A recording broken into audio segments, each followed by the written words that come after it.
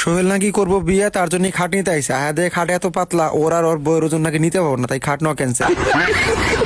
আর এমন একটা জায়গায় পাও দিতে আইলাম, সোহেল করতেছে ভাই এই জায়গাটা আমার বান্ধবীর মনে হচ্ছে বেশি পরিষ্কার।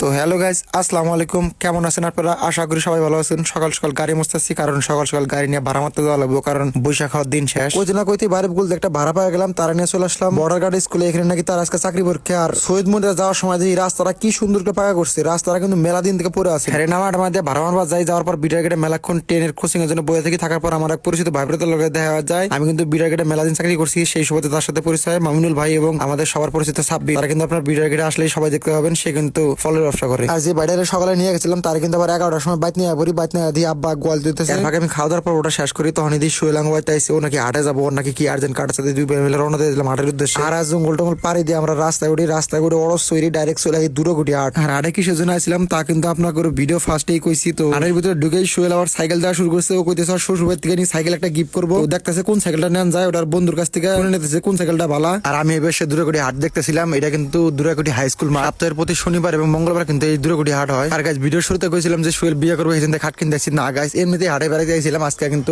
কাজ কাম ছিল না, সেই জন্য বেড়াইতে আইছি। আর দূরগুটি হাটটা সারে মুড়ে ঘুরে ঘুরে দেখে আইলাম পেঁয়াজু খাবার, পেঁয়াজু টেজু খাই। দূরগুটি হাটের বুগলেই ভাইরাল সেই রত্নাই ব্রিজ, মানে এত পরিমাণে ভাইরাল হয়েছে ব্রিজটা, আপনারা কিন্তু সবাই জানেন। তো এখানে কয়েকটা ভিডিও করলাম করে ওটা সোহেল করতেছে অন্য কি এখনো খাওয়া হয় না, আবার পেঁয়াজু খাবো, সেই জন্য আবার হাটের মধ্যে ঢুকলাম। হাটের মধ্যে ঢুকে খুঁজে খুঁজে একটা বাইরের পেঁয়াজু ধরে আইলাম, আয় আবার পেঁয়াজু খাইলাম দুজনে মিলে। পেঁয়াজু টেজু খাই আমগুর পকেটে দিয়ে একটা ডেহা নাইকে আর বাড়ির যেতে নাকবো। তাই সোহেল গুলো চলো ভাই আইডে বাড়ি মেলা ধরি, কারণ আমরা গরিব মানুষ। তাই দুজনে আইডে রওনা দিয়েছিলাম। দেওয়ার পথেই মাঝ পথে দেখি আমার ছোট ভাই ভ্যান নিতেছে, হার হাতে দেখি মমুল কাকা এবং হজরত ভাই। এবার মজা করে কয় যে ভাই তোমার এই রিসিভ করার জন্য যেতেছি। তার সাথে কথাবার্তা কই সোহেল করতেছে ভাই আমার কয়েকটা ছবি তুলে দাও, আইফোন কিনছো, আইফোনের ছবি অনেক সুন্দর হয়। সোহেলকে ব্রিজ পরে মেলাটি ছবি তুলে দিয়ে বাড়ির দিকে রওনা দিলাম। আর হ্যাঁ এই কথা কিন্তু কবা চিন্তা করে দিচ্ছে, বাড়ি দেওয়ার পথে কিন্তু আমরা দুজন মিলে বড় সিকিরা খাইছি। আর আপনারা জানি কারো কুয়ে দেন না, জাগর গাছের বড়ই। বিকেল বেলা মামুন নীরব আর মাহিমা ছিল, তাদের সাথে ঘুরতে পারাইলাম। তাদের সাথে রাত ভর আড্ডা দিয়ে বাড়িতে এসে বললাম। আর ব্লগে এই বন্ধু ছিল, তারা ব্লগের লাস্ট পর্যন্ত ছিলেন, তাদেরকে অসংখ্য ধন্যবাদ। আসসালামু আলাইকুম।